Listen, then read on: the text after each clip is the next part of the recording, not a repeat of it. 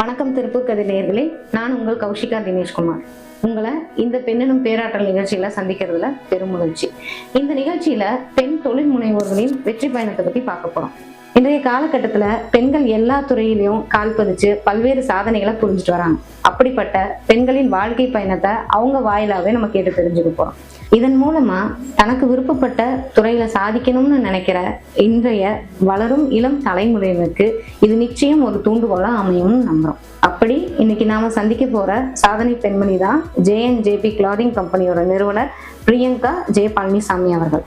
வணக்கம் பிரியங்கா மேடம். வணக்கங்க மேம். முதல்ல உங்க ஃபேமிலி பத்தி சொல்லுங்க. அப்பா அம்மா, எங்க வீட்டுல எத்தனை பேர்? எங்க வீட்டுல 4 பேருங்க. எங்க அப்பா, எங்க அம்மா, எங்க அண்ணாங்க. எங்க அப்பா பேர் பழனிசாமி, அம்மா பேர் ஜெயந்தி, அண்ணா பேர் சுகன்சரனுங்க. நாங்க எல்லாமே திருப்பூர் தான் திருப்பூர் தான் பூர்வீகமே. நீங்க என்ன படிச்சீங்க, எங்க படிச்சீங்க, என்ன ஆகணும்னு ஆசைப்பட்டீங்க? ஓகே, உங்களுக்கு எல்லாம் தெரியும், என்னோட பேர் பிரியங்கா. நான் திருப்பூர்ல தான் ஸ்கூல்லாம் படித்தேன். காலேஜ் கோயம்புத்தூர்ல படித்தேன். ஸ்கூல் லிட்டில் ஃப்ளவர் கான்வென்ட் திருப்பூர்ல படித்தேன். College first UG BSc biotechnology படித்தேன். Then PG MSc clinical nutrition படிச்சிருக்கேன். அப்புறம் அதுக்கு மேல post graduate diploma in fitness nutrition படிச்சிருக்கேன். இது என்னோட படிப்பு. இதெல்லாமே நீங்க நியூட்ரிஷன் துறைக்கு போகணும்னு ஆசைப்பட்டீங்க. ஆனா அந்த படிப்பு தான் படிச்சீங்க.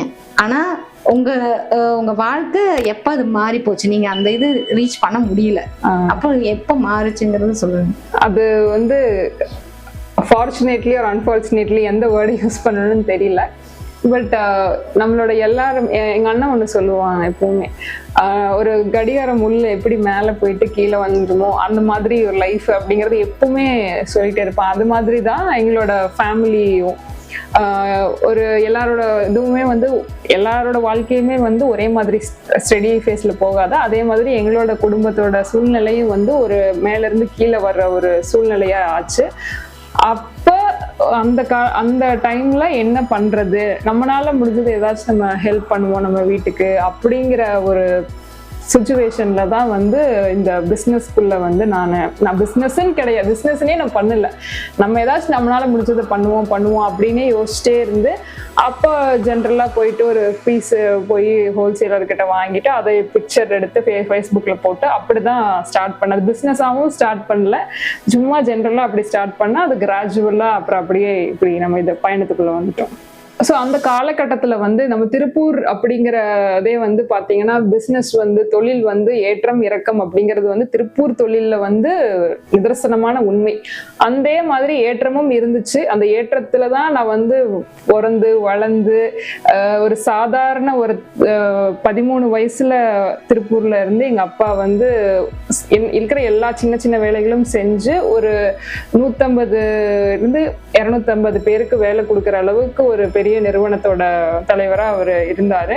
அந்த அளவுக்கு அவர் சாதாரண லெவல்ல இருந்து அவரே சம்பாரிச்சு அவ்வளவு தூரம் வந்தது. பட் நம்மளோட சூழ்நிலைகள் காரணமாக அது எல்லாமே ஒரு காலகட்டத்துல மாறுச்சு. அது இல்லாம போற சுச்சுவேஷன்கள் நமக்கு நிறைய வந்துச்சு.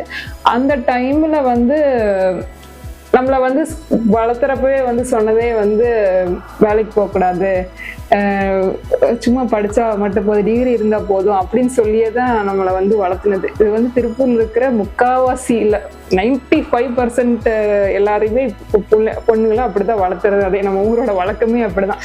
அந்த மாதிரிதான் என்னையும் வளர்த்துனாங்க. வேலைக்கு போகக்கூடாதுங்கிறது அவங்களோட கோர். இது அந்த காலகட்டத்துல ஃபேமிலியோட சுச்சுவேஷன் ரொம்ப வர்ஸா இருந்ததுனால நம்ம என்ன பண்ணி ஹெல்ப் பண்ணலாம், நம்ம ஏதாச்சும் பண்ணி ஹெல்ப் பண்ணலாம் அப்படிங்கிறப்பதான் இந்த இது பண்ணுது. சரி, நம்மளால முடிஞ்சது என்ன பண்ணலாம், ஹெல்ப் பண்ணலாம் அப்படின்னு சொல்லிட்டு தான் நான் திருப்பூர்ல இந்த ஹோல்சேல் ஸ்டாக்கிஸ்ட் எல்லாம் இருப்பாங்க, உங்களுக்கு தெரியும்னு நினைக்கிறேன், சர்ப்ளஸ். அவங்க கிட்ட போயிட்டு ஒரு பீஸை போட்டோ எடுத்து ஃபேஸ்புக்ல அப்லோட் பண்ணோம். ஃபேஸ்புக்ல அப்லோட் பண்றப்ப நான் ஜஸ்ட் ஒரு பீஸ் வேணாலும் வாங்கிக்கலாம் கொரியர் மூலமா அப்படிங்கிற மாதிரி தான் அப்லோட் பண்ணியிருந்தேன். அதுக்கு நிறைய என்கொயரிஸ் வர ஆரம்பிச்சிருச்சு, எக்கச்சக்கமான என்கொயரிஸ் வர ஆரம்பிச்சிருச்சு. ஸோ எனக்கு இதுல இன்வெஸ்ட்மெண்ட்டுங்கிறது எதுவுமே கிடையாது. நான் காலேஜுக்கு யூஸ் பண்ணிட்டு இருந்த ஒரு ஃபோனு, அதுக்கு இருந்த வாட்ஸ்அப், ஃபேஸ்புக்கு, இவ்வளவுதான். அப்போ இன்ஸ்டாகிராம் காலம்லாம் இல்லை. இது 2016 அந்த மாதிரி டைம்ல. அப்போ எடுத்து போட்டோ எடுத்து நான் போட்டுட்டேன். அப்புறம் அந்த பீஸ் அவங்க கிட்ட இருக்கா, இந்த பீஸ் நீங்க சேல் பண்றப்ப மட்டும் எங்கிட்ட சொல்லுங்க அப்படிங்கறது மட்டும் அவங்க கிட்ட நான் கன்ஃபர்மேஷன் வாங்கிட்டேன். ஏன்னா அப்ப நான் ஆர்டர் எடுத்துட்டேன்னா அது போயிடும். அப்ப நமக்கு வந்து ஆர்டர்ஸ் வர வர நான் வந்து ப்ரீ பேமெண்ட்ல அதை வாங்கிக்குவேன். இப்ப நான் வந்து ஒரு 75 ரூபாய்க்கு வாங்கிட்டதுன்னா நான் 100 ரூபாய்க்கு விற்பேன். அப்ப அந்த மீதி பணத்தை வந்து ஒரு 25 ரூபாயை நான் அதான் நான் என்னோட ப்ராஃபிட் அதை நான் வந்து பணத்தை வாங்கிட்டு, அப்போ வந்து இன்டர்நெட் பேங்கிங்லாம் பெரிய பிரபலம் எல்லாம் இல்லை. இப்பதான் நம்மளுக்கு போன் எடுத்தோடனே பண்ண அனுப்புற கூகுள் பே இருக்கு. அப்பெல்லாம் வந்து கூகுள் பேவே நான் பிசினஸ் ஸ்டார்ட் பண்ணி ஒரு 6 மாசம் கழிச்சு தான் கூகுள் பே ஸ்டார்ட் பண்ணாங்க. அப்போ அதோட பேர் வந்து டெஸ்ட்னு இருக்கும். அப்போ வந்து நிறைய பேர்கிட்ட அந்த பணம் மாத்திர ஃபெசிலிட்டி கிடையாது. இன்னொரு ப்ளஸ் பாயிண்ட் வந்து வாட்ஸ்அப் கிடையாது. நிறைய பேர்கிட்ட வாட்ஸ்அப் கிடையாது, ஸ்மார்ட் போன்ஸ் கிடையாது. ஸோ அதனால நிறைய பேர் வந்து ரீசெல்லர்ஸா மாறினாங்க. நம்ம கிட்ட ப்ராடக்டை வாங்கி அவங்க நிறைய சேல் பண்ண ஆரம்பிச்சாங்க. அப்போ ஒரு தேடல் அவங்க கூட நிறைய நம்ம பேசுவோம். அவங்க கூட கஸ்டமர் மாதிரி அந்த மாதிரி பேசாம ஜென்ரலா பேசுறப்ப தான் வந்து தெரிஞ்சிச்சு. அவங்க எல்லாருமே பாத்தீங்கன்னா முக்கால்வாசி விமனா இருந்தாங்க. ஏன்னா எப்படின்னா அவங்க வந்து மேபி ஏதாச்சும் ஒர்க் பண்ணிட்டு இருப்பாங்க, அப்படி இல்லாட்டி அவங்க நார்மலா ஹவுஸ் ஒய்ஃபா இருப்பாங்க. அவங்க ஏதாச்சும் ஒரு அடிஷனல் இன்கம் வேணுங்கிறதுக்காக நம்ம கிட்ட அந்த ப்ராடக்டை வாங்கிட்டு அவங்க கிட்ட வாட்ஸ்அப் இருக்கும். இல்லைன்னா நிறைய பேர் போய் பேங்க்ல தான் டெபாசிட்டும் பண்ணிட்டு இருப்பாங்க அப்பெல்லாம். அப்போ வந்து அவங்களோட அப்பார்ட்மெண்ட்டோ ஒரு அவங்களோட ஃப்ரெண்ட்ஸ் சர்க்கிள்ல அந்த பிக்சர் அவங்க ஃபார்வர்ட் பண்ணிட்டு அவங்க ஒரு எக்ஸ் அமௌண்ட் ஆஃப் ப்ராஃபிட் வச்சுட்டு நம்மளுக்கு ஆர்டர் கொடுப்பாங்க. நம்ம அவங்க பேரு ஃப்ரம் அட்ரஸ்ல போட்டு கொரியர் பண்ணிடுவோம். ஸோ இதுதான் வந்து ப்ராசஸ். நம்ம பிசினஸ் ஸ்டார்ட் பண்ணதோட ப்ராசஸ்னே. அப்ப நாமளே ஒரு கஷ்டத்துல நம்ம சிச்சுவேஷனே வந்து ரொம்ப வருஷா ஒரு மாதிரி நம்ம ஒரு கஷ்டத்துல நம்ம ஒரு ஏர்ன் பண்றதுக்கு பண்ணா, அங்க ஆப்போசிட் சைட்ல வாங்குறவங்களோட கதையெல்லாம் கேட்கறப்ப ரொம்ப மாதிரி மெய்சிலருக்கு வைக்கிற மாதிரி எல்லாம் நிறைய சுச்சுவேஷன்ஸ் எல்லாம் நடந்திருக்கு. அப்பெல்லாம் சொல்லுவாங்க அவங்க வந்து ஹவுஸ் ஒய்ஃபா இருப்பாங்க, அவங்களுக்கு ஏதாச்சும் ஒரு அடிஷனல் இன்கம் வேணும். அப்போ ஒருத்தங்களா சொல்லியிருக்காங்க, என்னை வந்து வீட்டுக்குள்ள ஒரு பொருள் மாதிரி பார்த்தாங்க. எங்க மாமியார் வந்து எங்க வீட்டுல என்னை பொருள் மாதிரி பார்ப்பாங்க. எனக்கு வந்து நீங்க அவ்வளோ இந்த பீஸ் வித்து இந்த பிசினஸ் பண்றது வந்து எனக்கு அவ்வளோ ஒரு கான்ஃபிடன்ஸ் கொடுக்குது அப்படின்னா, அப்போ அவங்கள வந்து லட்சத்துல கூட அவங்க 1000 கூட சம்பாதிக்கும், அவங்க 100 தான் சம்பாதிப்பாங்க. ஏன்னா அவங்களே ஒரு பீஸுக்கு ஒரு 50 ரூபா அந்த மாதிரி தான் வைப்பாங்க. அவங்களுக்கு ஒரு வாரமே வந்து அவங்க ஒரு 500 ரூபாய் 1000 ரூபாய் அவ்வளவுதான் அவங்க சம்பாதிப்பாங்க. ஆனா அந்த இடத்துல வந்து நாங்க என்ன எனக்கு தெரிஞ்சுன்னா, நாம இப்படி ஒரு சூழ்நிலையில இவ்வளவு கஷ்டத்துல நாம ஒரு பிசினஸ் பண்றோம். ஏன்னா அது வந்து இன்னைக்கு சொல்றப்போ ரொம்ப இதா இருக்கும், யாருமே நம்ப மாட்டாங்க. ஏன்னா ஒரு பாக்ஸுக்குள்ள வளர்ந்த மாதிரி நான்லாம் ஒரு 4 செவரு அந்த வீட்டுக்குள்ள தான் இருக்கிறது மட்டும் தான் எனக்கு தெரியும். அதை மீறி பக்கத்து வீட்டுல கொஞ்சம் இருக்கிறவங்க தெரியும், அது போன ஸ்கூலு, சொந்தக்காரங்க, இவ்வளவுதான் எனக்கு தெரியும். தாண்டி எனக்கு வாழ்க்கையில எதுவுமே தெரியறதுக்கும் வாய்ப்பும் கிடையாது. எங்கேயும் பெருசா அந்த இப்ப இருக்கிற காலகட்டம் மாதிரி வெளியும் கூட்டிட்டு போக மாட்டாங்க, வெளியே நிறைய பேர் கூட பழக்கம் கிடையாது. இவ்வளவுதான் என்னோட இதே. அப்படிங்கிறப்ப இங்க போனா இப்படி இங்க போக கூடாது, இப்ப 6 மணிக்கு மேல வெளியே அந்த மாதிரி ஒரு சர்க்கிள்ல வளர்ந்ததுனால அந்த ஒரு மார்க்கெட்ல போய் நிறுத்தி நடந்து போய் பொருள் வாங்கிட்டு வந்து அதை விற்கிறதே வந்து ஒரு இப்ப நினைச்சாலும் அந்த இதெல்லாம் ரொம்ப கஷ்டம். அது அப்படி நம்மளே பண்ணிட்டு இருக்கிறோம். ஆனா நம்மனால எவ்வளவு பேர் எவ்வளவு சந்தோஷப்படுறாங்க. இன்னொருத்தவங்க கேட்டா, நான் எங்க வீட்டுல வாங்க ஃப்ரிட்ஜுக்கு இதுலதான் EMI கட்டுறேன், மாசம் 3000 ரூபாய் இதுல இருந்து வந்துரும். அப்ப அது ஒரு ஓகே. அது வந்து ஒரு ஏன்னா ஃப்ரிட்ஜுங்கிறது இப்ப எல்லாருக்கும் ஃப்ரிட்ஜ் இருக்குங்கிறது எல்லார் வீட்லயும் இருக்கு. ஆனா நமக்குலாம் தெரியும் ஃப்ரிட்ஜுங்கிறதுலாம் எப்படி ஒரு இதுங்க. அந்த மாதிரி ஒவ்வொருத்தவங்களும் ஒவ்வொன்னு சொல்லுவாங்க. கேட்கறப்ப ரொம்ப சந்தோஷமா இருக்கும். இன்னொருத்தவங்களாம் இப்ப கூட நான் சொல்றேன், யாருமே நம்ப மாட்டாங்க.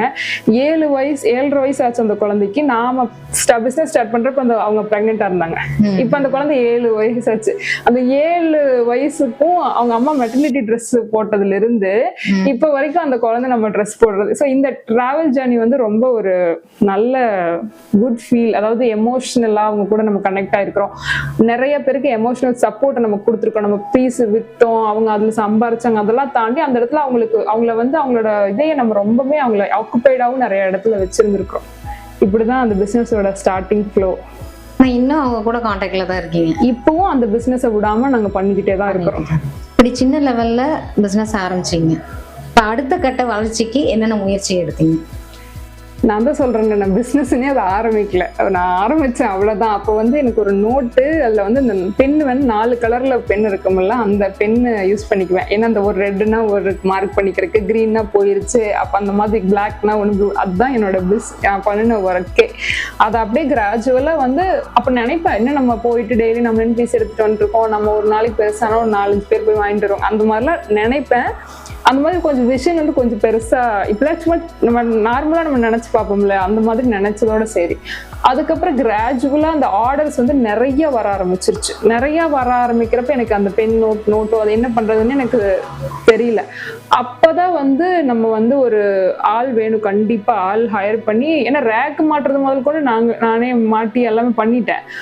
ஆனா அதுக்கப்புறம் அந்த ரேக்ல வைக்கிற பீஸ் எல்லாம் வைக்கிறப்பவும் நானே வச்சுட்டேன். ஆனா அந்த பீஸ் எல்லாம் எடுத்து போட்டு அனுப்புறங்கிறப்பதான் நமக்கு தெரிஞ்சு இதுக்கு மேல நம்ம ஒரு ஆள் பண்ண முடியாதுன்னு சொல்லிட்டு தான் ஹையர் பண்ணணும். ஐ மீன் ஆள் ஒருத்தங்களை வேலைக்கு எடுத்தோம். அப்போ வந்து எனக்கு அவ்வளவு பயம். நம்ம வந்து 1 மாசம் சம்பளம் அவங்களுக்கு எப்படி கொடுக்கறது, நமக்கே வர மாட்டேங்குது, நம்ம எப்படி அவங்களுக்கு 1 மாசம் சம்பளம் கொடுக்கறது, எனக்கு அவ்வளவு பயம். அப்போ வந்து ஒரு பொண்ணு ஹையர் பண்ணேன். அவங்க வந்து ஒரு பார்ட் டைம் மாதிரி, அவங்களுக்கு கல்யாணம் குழந்தை இருந்ததுன்னா ஒரு பார்ட் டைம் மாதிரி ஒரு டைமிங்ல வந்தாங்க. சரி, அது எனக்கு கரெக்டா இருந்துச்சு, இந்த மாதிரி ஃபீல் ஆச்சு. அப்புறம் அவங்களுக்கு சம்பளம் கொடுக்கணுங்கிறதுக்காகவே நான் வந்து ரொம்ப நிறைய பீஸ் சேல் பண்ண ஆரம்பிச்சேன்.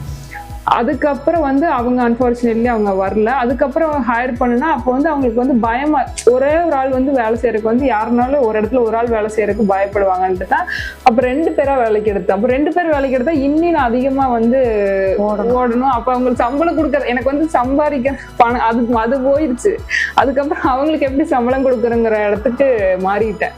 அப்படிதான் ஹையர் பண்ணோம். அப்புறம் கிராஜுவலி ஒரு 3rd பர்சன் ஒரு ஹையர் பண்ணிட்டு, அப்போ வந்து நம்மளோட பிராண்ட் ப்ராடக்ட்ஸ் வேணுங்கிற, அதாவது பிராண்ட் ப்ராடக்ட்ஸ்ங்கிறத தாண்டி அது வரைக்கும் நம்ம எப்படி சேல் பண்ணிட்டு இருந்தோம்னா, என்ன கிடைக்குதோ அதை வாங்கி அதை பிக்சர் எடுத்து நம்ம போட்டு சேல் பண்ணிட்டு இருந்தோம். அப்ப நம்ம மெட்டர்னிட்டி வரல சொன்னோம்ல, அதெல்லாம் வந்து இப்பதான் ட்ரெண்டிங். அப்பெல்லாம் நம்ம அப்பவே சேல் பண்ண ஆரம்பிச்சோம் ஒரு 8 years பேக். அப்போ வந்து வேணும்னா அதுக்கப்புறம் ஸ்டாக் நமக்கு கிடைக்காது, எப்போ வருதோ அப்பதான் நம்ம, ஆனா ஃபுல் கஸ்டமரோட ரெக்குவயர்மெண்ட்ஸ் வந்து ஜாஸ்தி ஆகிட்டே இருந்துச்சு. சரி, அப்பதான் நம்ம ஒரு பிராண்ட் இது பண்ணி நம்ம பிராண்ட்ல ப்ராடக்ட் சேல் பண்ணலாம்னு சொல்லிட்டு பேங்க் எல்லாம் அப்ரோச் பண்ணப்ப லோன் கொடுத்தாங்க. அப்பதான் வந்து நாங்க நம்ம பிராண்ட்ல ப்ராடக்ட்ஸ் எல்லாம் மேனுஃபேக்சர் பண்ணி சேல் பண்ண ஆரம்பிச்சோம். அப்போ வெப்சைட் எல்லாம் பில்ட் பண்ணி, கோவிட்க்கெல்லாம் முன்னாலே வெப்சைட் எல்லாம் பில்ட் பண்ணிருந்தோம். பில்ட் பண்ணி அதுக்கு ஒருத்தங்களை ஹையர் பண்ணி அது ஃபங்க்ஷன் ஆக ஆரம்பிச்சிச்சு. தென் கிராஜுவலி நம்மளுக்கு ஆப்வியஸ்லி எல்லாருக்கும் தெரியும் கொரோனா. அப்புறம் கொரோனா அப்போ வந்து ஒரு 5 நாள், ஃபர்ஸ்ட் 5 நாள் லாக்டவுனோட ஃபர்ஸ்ட் ஃபேஸ், ஃபர்ஸ்ட் 5 நாள் மட்டும் வேலை செய்யாம இருந்தோம். அதுக்கப்புறம் வந்து மாஸ்கோட ரெக்குவயர்மெண்ட் ஜாஸ்தி ஆக ஆரம்பிச்சிருச்சு. அப்புறம் எல்லாரும் வீட்டுக்குள்ளேயே இருந்ததுனால எம் சைஸ் போடுறவங்கள எல்லு போடுறவங்கள 2XL அந்த ரேஞ்சுக்கு எல்லாரும் மாற ஆரம்பிச்சிட்டாங்க. ஸோ அதுவும் நமக்கு நல்ல இதா இருந்துச்சு. மாஸ்க் நல்லாவே இருந்துச்சு. அதான் நம்மளோட ஃபர்ஸ்ட் இன்டர்நேஷனல் ஷிப்மெண்ட். அதை எப்படி பண்ணணும், என்ன பண்ணணும்னு கூட எனக்கு எதுவும் தெரியாது. ஆனா ஆர்டர் எடுத்துட்டேன். $ல தான் பணம் வந்துச்சு.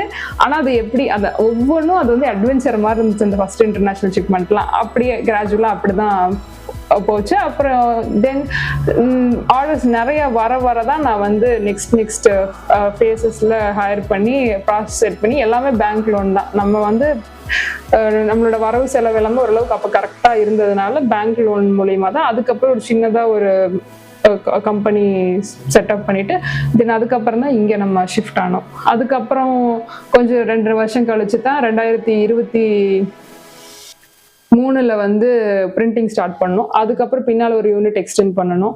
இப்படிதான் கிராஜுவலா ஒவ்வொரு ஃபேஸும் கடந்து வந்தோம். இப்போ உங்களுக்குன்னு ஒரு பிராண்டு உருவாக்கியிருக்கேன்னு சொல்றீங்க. அப்போ உங்க பிராண்டுக்கும் மற்ற பிராண்டுக்கும் என்ன வித்தியாசம் சொல்லுங்க.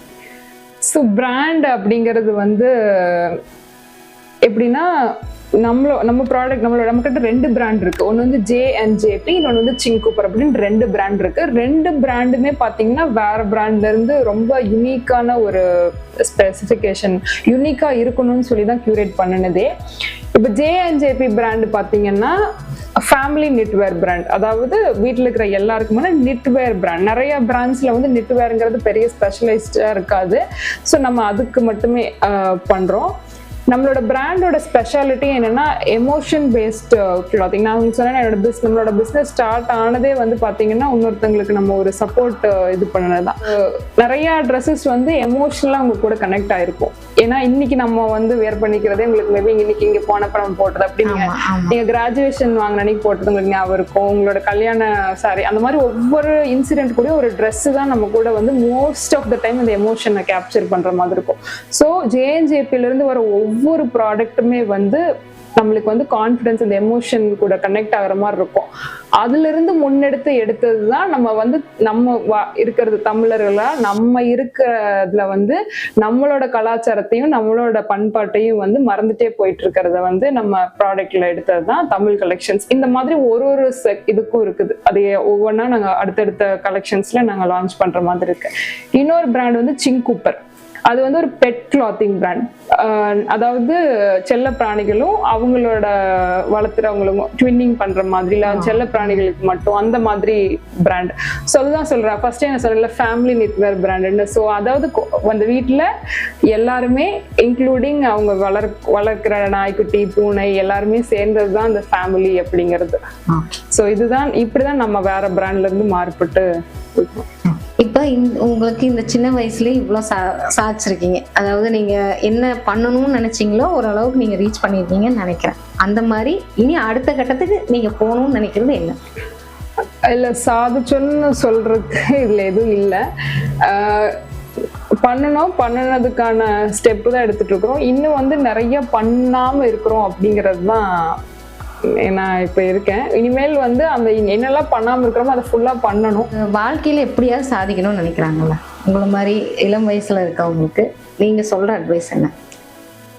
சாதிக்கணும்னு நினைக்கிறது வந்து எல்லாருமே ஏதோ ஒரு இடத்துல சாதிக்கணும்னு நினைச்சிட்டே தான் இருக்காங்க.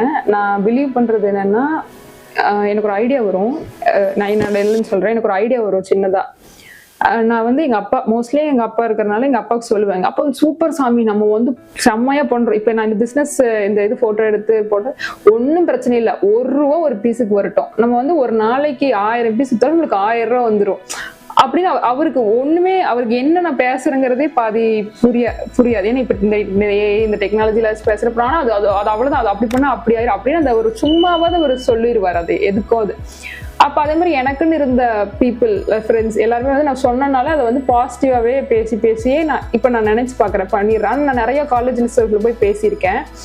அப்ப அவங்க சொல்ற நிறைய விஷயங்கள் எப்படின்னா, எனக்கு இது தோணிருக்குங்க மேம், ஆனா நான் சொன்னா எல்லாம் சிரிக்கிறாங்க.